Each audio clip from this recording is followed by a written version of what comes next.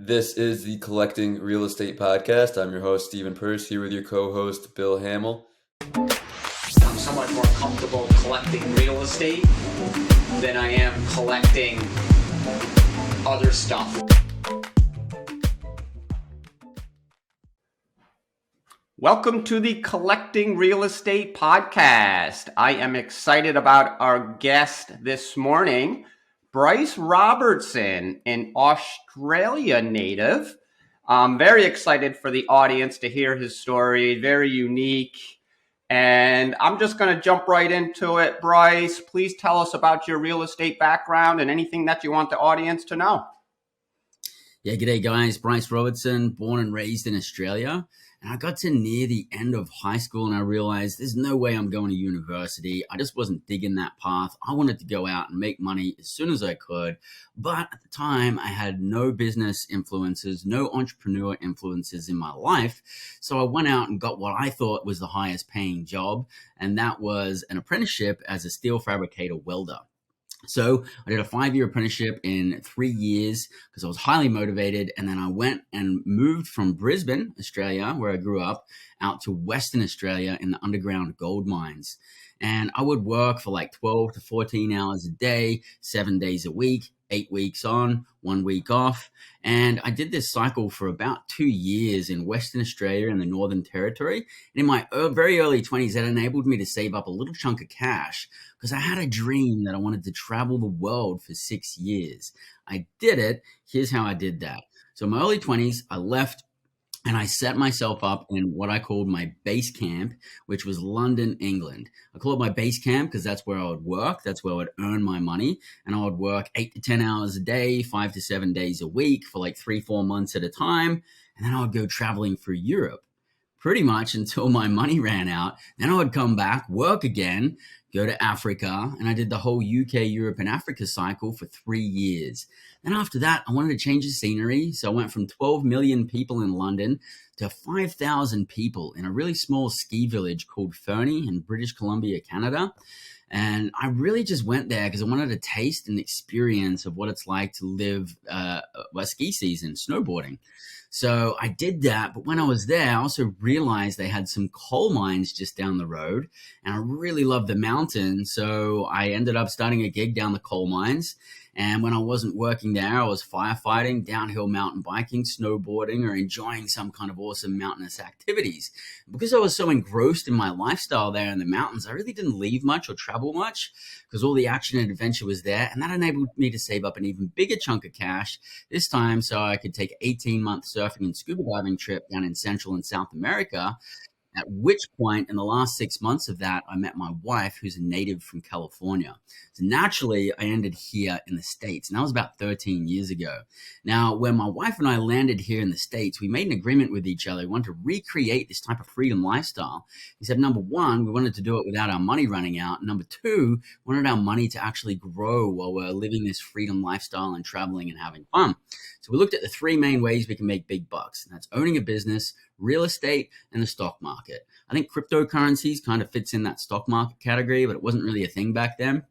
So out of those 3 categories in the beginning, I tried about 7 different side hustles. I was just throwing things out there and seeing what would stick. But then after a while, I realized that I was having mediocre success. I was burnt out and I needed to take a step back, stop working on 7 different things and spreading myself thin and spinning plates. I need to laser focus on one thing. Now, at the time, I had a 17-year background in construction and construction management. So I knew real estate was going to be it for me. What was I going to do in real estate? So I looked at all the main ways to make big bucks in real estate: wholesaling, fixing and flipping, notes, mobile home parks, self-storage, multifamily, the whole kit and caboodle. Over and over and over again, mobile home parks kept popping off the page.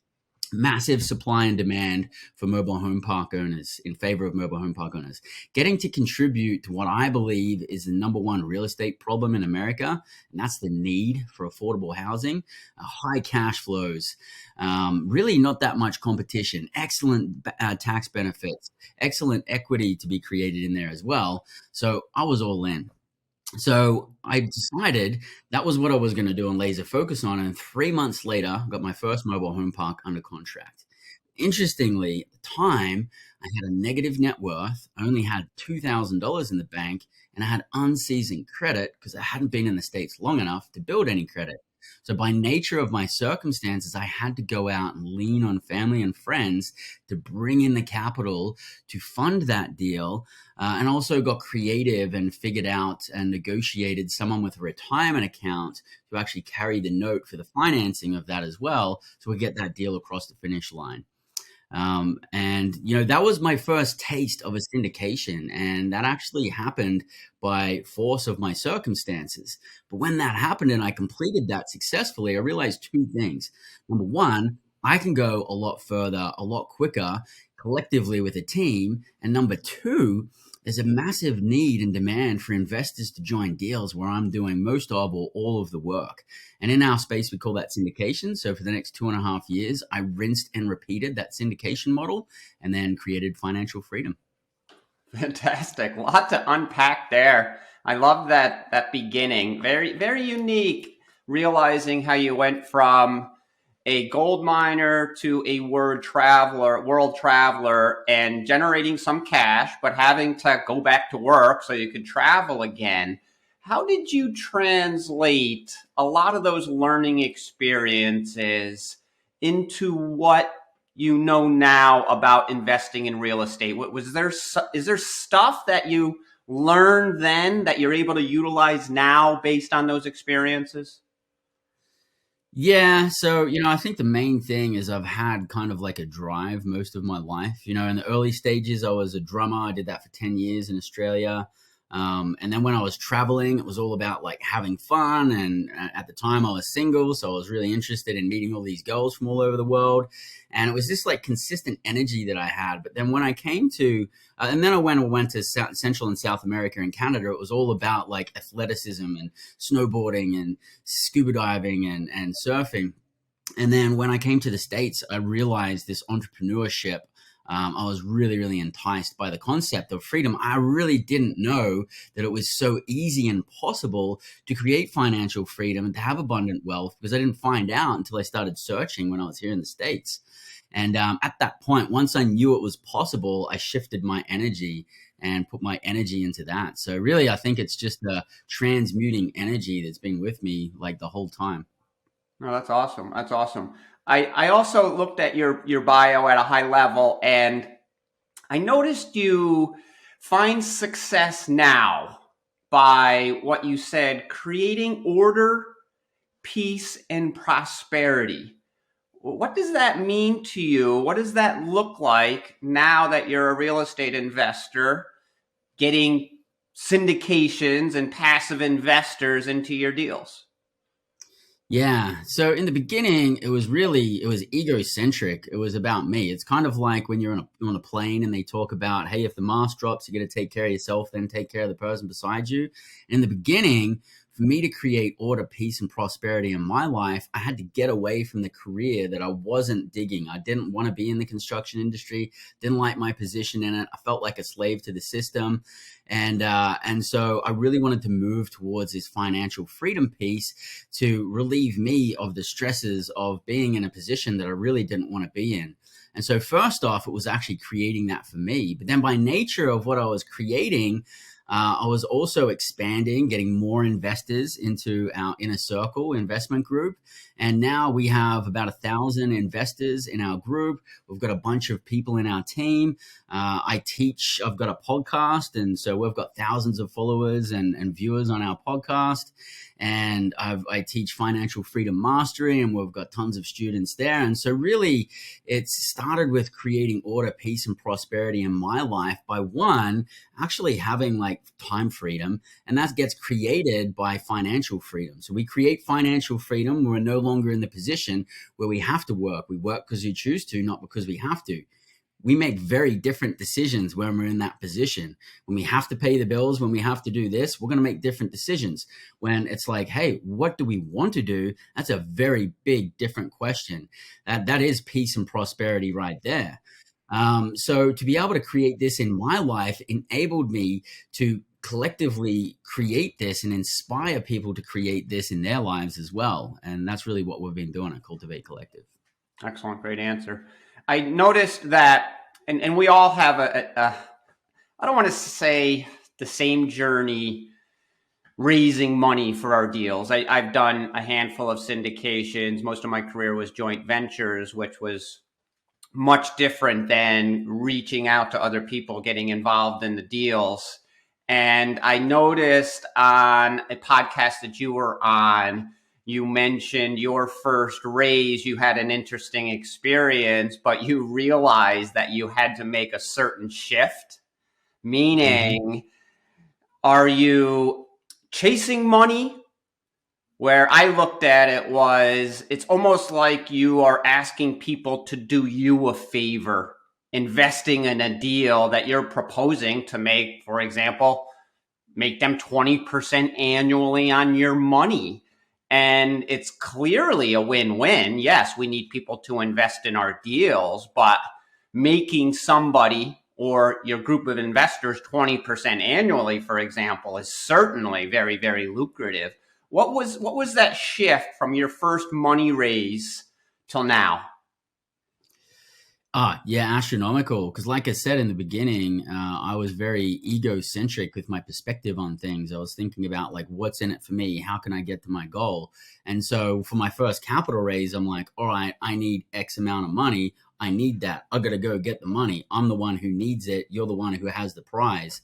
And that was actually my perspective, which is probably why it was really challenging for me to actually, raise capital the first time. Even for the second deal was a little bit challenging too. It wasn't until my third deal and beyond that things became astronomically differently. But in my second deal, I started to really, really sink in and realize that, wait up a minute here.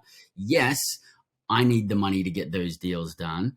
But at the same time, these people, they don't have the time, they don't have the resources, they don't have the expertise to even think about doing what it is that I'm doing. And, for a particular investment, I could be bringing like 20, 40, 60 investors with me. That's like pretty awesome to be able to provide that much value. And then, when I went full cycle on my first deal and realized that, and my investors actually wanted 12%.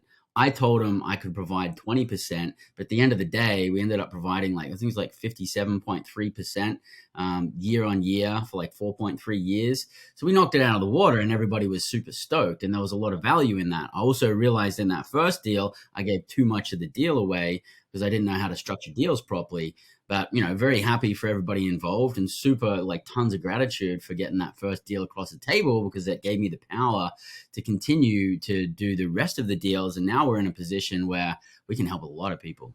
Yeah, I love that. And that's also part of the, that chemistry we all realize. You do that. That first deal is the hardest. Who am I kidding? And anything in life, the first time you do it is probably the hardest. And then we learn from that first experience, or the first 2, 3, 10 experience, as we grow and we learn. In your case, and in my case also, it's that proof of concept. Elaborate a little bit on that, because your first deal, fortunately, was a home run. You did fantastic on that first deal. And talk about how that creates momentum for the next deals. Oh yeah, absolutely. It definitely created momentum. I mean, I'm sitting here with the gratitude and honor to be able to say that we've got a 100% track record of exceeding our projections on our mobile home parks. I think a lot of that is coming into the investments extremely cautiously, like being aware of every single thing that could go wrong and having some kind of system or financial metric in place to be able to counteract that. Then when we're actually in operations and something does come up, we're like, hey, there's that thing we already pre-planned for. Let's do the thing that we said we were going to do. And so, we've been pretty successful there. But yeah, definitely, look, I'm in this for the long haul. I'm not in this to make money off one deal and be one and done. I mean, there's a lot of lives that we can affect here. I mean, we've got 1,000 investors in our private investment group right now. That's massively expanding. We're going to be able to help more and more people. But if I'm not successful on my deals, investors are going to lose their faith in me. So, that I take that at the forefront of all of our investments. It's like super, super important that we feel not only that we can meet our projections, that we can actually exceed them. And I think that's super, super important, especially in today's current economic environment, because we're recession resistant investors and we're taking into consideration all of the things like, increasing interest rates, the potential for cap rates to increase, supply chain issues, worldwide understaffing, massive contractor understaffing, the potential for taxes to increase like property taxes and all these other things. We're taking all of these things into consideration, probably a little bit too much. But I'd rather be in a position where we're a little bit like over conservative, especially what we're coming into, because anybody could understand that we're in some pretty unpredictable times. I think personally, we're coming into some extremely challenging times in the next few years. Well, it can't always be easy, right? Where we just went off a solid 10, 11, 12 years of a great real estate market. And now there's some uncertainty, and the best operators, the best sponsors will survive. And you have, even in great times, especially when you're 8, 9, 10 years into a market cycle, you don't know when a year or two down the road when that might turn. And here we are. We're in 2023. Definitely some uncertainty. They created major uncertainty just from raising interest rates. In our cases, commercial mortgages, you can get 3.5%. Now we're up to 6-7.5%, which certainly changes the underwriting on these deals. And in this type of uncertainty can scare away a lot of your potential passive investors. Recessions scare people. Tell us about the mastermind group or the passive investing group that you have created. And I'm sure that you raise money through that group because you have great deals. But is there also a component of this education of this new economy and this uncertainty? Yeah, so let me just clarify, I don't actually have a mastermind group, but what I do teach is financial freedom mastery. And it's actually a 2-day fully intensive event where each student, and we do this live, we also do it virtually as well. And when we do this, students are literally going through, I think it's either 13 or 14 wealth exercises where they're literally creating their own financial freedom mastery plan based off their own circumstances, goals, and their resources and the circumstances of their life, because everybody's completely different. So yes, we absolutely do. In the first day, in the beginning of the course, first thing we go to is our mind, because we can talk about all the tricks and tactics of how to make money, which is about 20% of it, but 80% of it is our mind. And so if we don't have the right financial mindset, then it doesn't even matter what those tools and tricks and tactics are. We're not even going to be as successful. So we've got to get our mind right. So we literally go through visual, audio, and kinesthetic reprogramming of our financial mindset, setting ourselves up for massive success. And then after that, we take a deep dive into how the system really works. And this is the part of the course where people's jaw is dropping. They're like, oh my God, is that really how the banking system works? Is that really how our financial markets work? Is that really what's going on behind the scenes? I had no idea. But then understanding that kind of macroeconomic landscape, which is really what we're unfolding, lets people know the context of the game that they're in. And then once they know the context of the game they're in, then they can actually make wiser moves. If you're in a circumstance, and let's say you're in a castle and you've got people that are over the hill that are camping there that are going to come in and try and take over the castle, you want to know that they're over there. And so we understand the landscape of all of these things. And it can be a little bit dark, because there's a lot of manipulation going on, and our schooling systems didn't teach us this. And they didn't teach us this for a reason, because they want us to be employees. They don't want us to be entrepreneurs and go out and know what they know, because then we could be as free as they are. It's done for a reason, but I uncover this because financial freedom is literally, if you listen to this podcast, it's like 3 feet within your reach. So many people think it's not possible. It's possible for you, but it's not possible for me. Sounds good for you, but you don't know my circumstances. Actually, if someone's saying that, they don't know how easy it is to actually attain financial freedom. You just got to understand the rules of the game. So we do that, and then we break into about 20 different asset classes that we're bullish on, that we're involved in right now or breaking into, that we believe not only will be recession resistant in current times, but will also thrive through what's coming. Awesome.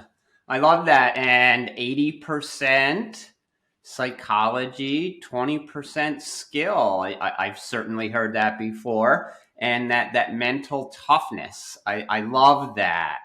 And seeing that, you had that interesting career traveling the world, gold mining, and you also get into endurance athletics. And I know I do some of that as well. And it's always challenging that mind. What can my body do? And I know so much of it is a mindset. Does that correlate into what you're teaching as far as the mental toughness, what you've learned doing endurance athletics and some of your other prior life experiences?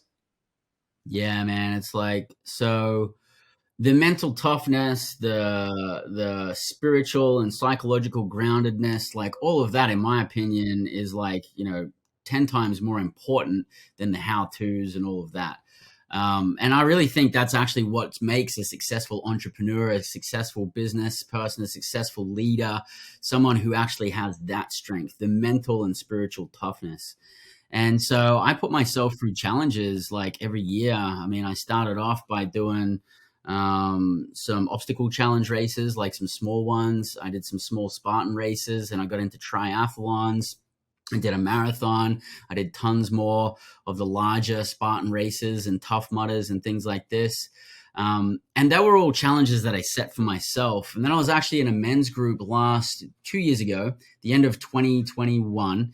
And one of the guys in the men's group actually said, "Hey, bro, you love all these challenges. How about you do the 4x4x48 challenge with me?" I'm like, "Okay, sounds interesting. What is that?" And he says, "Well, it's created by David Goggins. And basically what you do is you run 4 miles every 4 hours for 48 hours. By the time you're done, you've done 48 miles. But you have a little break in between. So you get a rest, but you don't get too much rest because you maybe get like 1.5 hours sleep maximum between each run." And I'd only ever run a marathon before. And honestly, I didn't kick butt on the marathon. I was like mediocre at it. So the thought of going from like 26 miles to like 48 miles, it was pretty daunting, but he's like, "You can do it, man. It's going to be sweet. You've got enough time to train."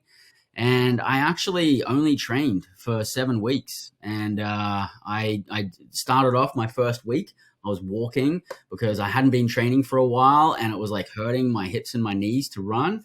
I need to loosen up. And then I started walking a 4 mile, and I'm just like, maybe I could walk this 4x4x48.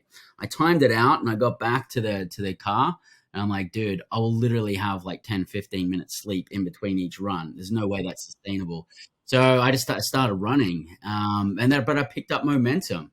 And then anyway, I came into it. I did the race. I actually had support. My wife was making food for me, and she was like feeding me meals in between. So that was super awesome. But long and the short is I actually compressed the time frame of the 4x4x48. And I ended up doing a straight 10-mile run on my last run. And I absolutely crushed it. I annihilated it. It was like the best, I suppose, competition that I'd ever like put myself through. It was self-accountable. I did it myself. I didn't have to compete anywhere. It was all just up to me and conquering myself. And I definitely went through a little bit of an emotional roller coaster of like sleep deprivation and really knocked me off my whack. But when I was done, I actually felt amazing. I didn't need any recovery. I was out running the next day. It was beautiful. And so I like to put myself in those kinds of challenges. And most of the things that I used to do in the past used to be these kind of like yang energy, like the yin and the yang. Yang's the strong, masculine, go, go, go. That's where I've spent a lot of my past. And the yin is more tranquility, feminine energy, relaxation, meditation, breathing exercises, hot tubs, and things like that. And so I've been bringing a lot more of that energy into my life to kind of balance myself out. And so now where I actually get, I think, most of my mental toughness, I'm still doing these challenges. I'm doing the America's Toughest 10K in a couple of months here, which is 3,300 feet of elevation gain in the first 2.5 miles. I've got an ultra marathon coming up later on this year.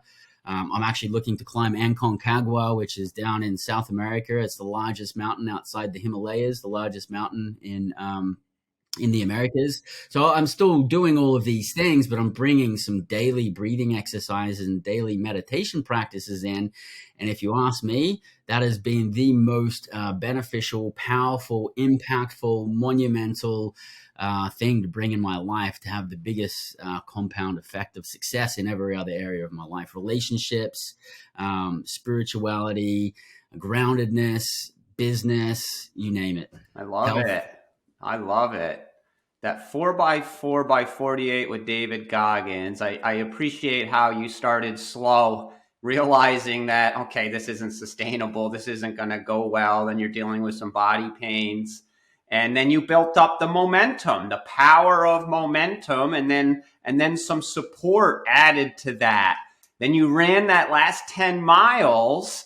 The only thing I could think of when you were explaining that is that last 10 miles, you were in a flow state. You must have been. Do you see the same type of flow states when you're investing in real estate, raising money, or just any type of operations? Yeah, I think when you get into a certain intensities, that kind of flow state came in. I think another big lesson that I realized from that is, I was already a fan of David Goggins, already understood his philosophy in life. And his philosophy is that when you think you're at 100%, you're only actually at 40%. And you've still got a long way to go. And when I did the 4x4x48, it goes over 2 days, So I started at like 2:00 on one morning, and then it goes all the way through to like the evening on the second day. And once I got past the 2 a.m. run and before the 6 a.m. run on the second day, that's where I broke through this barrier. I thought I was at my 100%. I was fatigued. I was like, depleted with my nutrition, and I was just like disorientated. I was sleep deprived, and boom, I did my 6 a.m. run, and I just it's like I ran through a concrete wall, and I felt super strong, 10 times bigger. And so really the main thing I learned from doing that particular, I suppose, challenge was that really when we think we're at our limit, we've got way more. We just got to push that little bit further through. And then it became very easy. The last 3 runs they were honestly like the easiest runs of the entire challenge. And yes, it happens it happens when I'm playing the drums. Back here, I get in a flow state. It totally happens when I'm speaking on stage and educating. It happens when I'm raising capital. It happens when I'm podcasting. Totally. Awesome. And that brings back what you were explaining, that the meditation, the spirituality, getting yourself in that frame of mind to prepare yourself when you're playing the drums or speaking in public or doing your podcast, any of this stuff, or raising money for a deal. I'm going to jump into your mobile home park business a bit. Sorry about focusing so much on the mindset, mental toughness, and endurance athletics. I really love and appreciate that stuff. But getting into the mobile home park, I don't have any mobile home parks. I have colleagues who do, and I know that comes with some challenges. I'm a multifamily investor, and that certainly does. What in life doesn't have a certain set of challenges? So are you investing in several different states, different locations, different, I guess you can say, classes of mobile home parks, and what challenges comes with that asset class? Yeah, so we're mainly in the southeast, and we're also in the Midwest as well. We sold out of the West Coast because they've got rent restrictions and stuff like that. So our main footprint is in the southeast, in the Midwest, and our main niche actually, it used to just be like, buying an 80% occupied property, taking it up to 100%. And we used to be able to double the value of a property by buying it at the right price, getting good financing, raising rent a couple of times, and then selling it. But then the 2019 happened, the market shifted, interest rates started increasing, supply chains started tightening up. Used mobile home and new mobile home prices went through the roof. Mobile home park prices went through the roof, and all the metrics changed like almost overnight. So what used to be a good deal all of a sudden became a no deal. So we had to actually sit down and rethink our game plan and rethink our unique niche in a market and actually create a unique niche, really. And so our main specialty now is going out there and buying 50% occupied properties. And then we go in there, we've got our own in-house property management company, in-house asset management company, in-house construction crews that actually go to the mobile home park. They live in the mobile home park. They do all the remodels in all of the vacant homes. We bring in a whole bunch of new and used homes, and they set those up, and they just take massive action at that park for a few months at a time, maybe 3 months, maybe 6 months to get it up to 100% occupancy. And then, anywhere in like a year, 2 years, maybe 3 years at the max, we'll refinance. We return a lot of capital to investors, but they stay in the deal after that as well. And we're kind of moving around doing deals like that. It's a really unique niche in the marketplace. There's an inherent amount of risk in that, but I've got over a 20-year background in construction and construction management. We've got our own in-house construction crews. We buy all of our materials up front in bulk, so we get discounts, and we're hedging against future price inflation. And we go in there and take massive action. We just recently remodeled 20 homes, like heavy remodels. We did 20 homes in like less than 3 months. I think it was like 6 weeks was like the main chunk of it. And then we're just cleaning up the finishing pieces in the last few weeks. So, we go out there and we take massive action to do this. But we had to do that because if we didn't do that, we wouldn't be able to provide the returns to our investors that we'd been providing. And we wouldn't feel comfortable be able to like navigate through these economic times because, we talked earlier about forward-looking projections. So when we're projecting a deal and we know we're going to do a refinance like 18 months to 3 years into the business plan, we've added on 3% to our current interest rates to hedge against potential interest rate increases. Obviously, that throws off the deal a little bit. Yeah, we can't do that with an 80% occupied deal. There's not enough wiggle room in it. So we have to go to these other projects that are like 50% occupied, where there's tons of wiggle room. And then we just take massive action to make sure that we're mitigating all of the risks, overcompensating for all of them. We've got all the capital to be able to deal with it straight up front. And then we just go in there and gung ho and just knock it out real quick. And that's really our specific niche. Massive action. You just said that 3 or 4 times, and I agree 100%. So yes, you've got to see have the asset proposed to you. And if it looks interesting enough to go check it out, it's stress testing that deal, being cautious on underwriting that deal, but you don't have long before you can make that decision on the deal. If you don't take massive action now, someone else will. You're not the only person interested in investing in mobile home parks, especially when it may be half occupied and it has that value add component where you're able to add massive value to that property, creating great return for your investors. Interestingly, for some reason or another, most people in the mobile home park place want 70%, 80% occupied.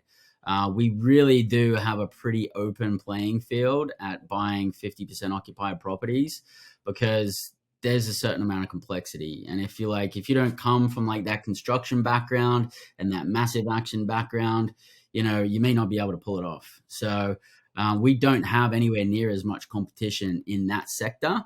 Now, going for 80%, 90% occupied properties, I mean, it's like bidding wars, man. It's the same as multifamily. But that's why we kind of shifted to this other section, because we like to be somewhere in like a gold rush phase type style of investing within an asset class or within a sector. And we feel like we're kind of like that with these 50% occupied properties. Most people just don't want to take it on. It's a headache.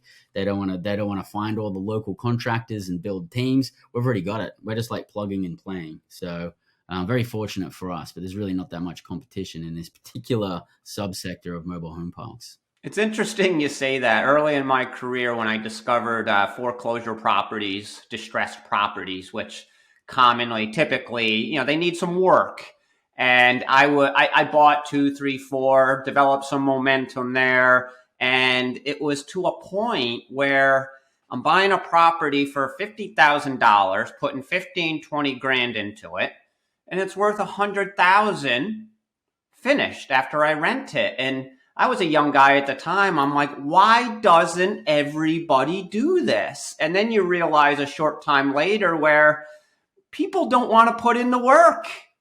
Mm-hmm. It's the same thing with your mobile home parks, the 80, 90% occupied. People can just go into a stabilized asset, have some more certainty, invest right into that, where you have that construction experience, you're putting in the work and creating that value. Like there's so much there.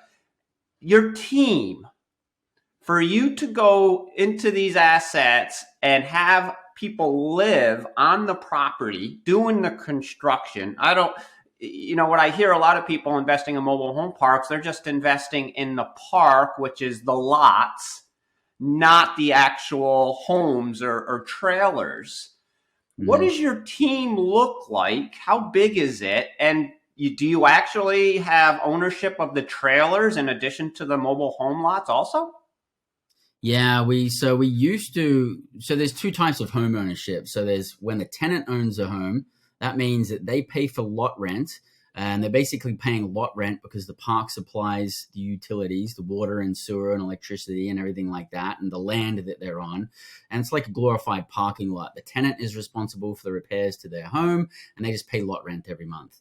Then there's what we call a park-owned home. Park-owned home is when the tenant pays lot rent. Plus, in addition to that, they pay home rent because the park owns the home and they're renting the home off the park. In that situation, the park is actually responsible for the repairs to the home. So you can imagine who generally takes care of their homes a little bit better. It's generally the tenant-owned homes, right? And so because of that, we used to be mainly tenant-owned homes. And if we bought a park that had some park-owned homes, we'd put them on some kind of home ownership in 3 to 5 years to get them to being a tenant-owned home. And then you're a glorified parking lot.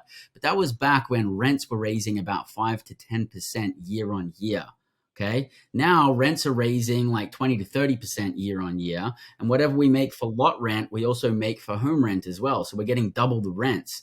And we're in markets where we are, there's a lot of demand, and we've got people that are actually taking care of their homes because people need affordable housing right now. So we're having, because of the nature of what's happening in the economy, higher quality tenants coming and living in more cost-effective housing. It's a little bit of a different game. So we've got people who are taking care of their homes.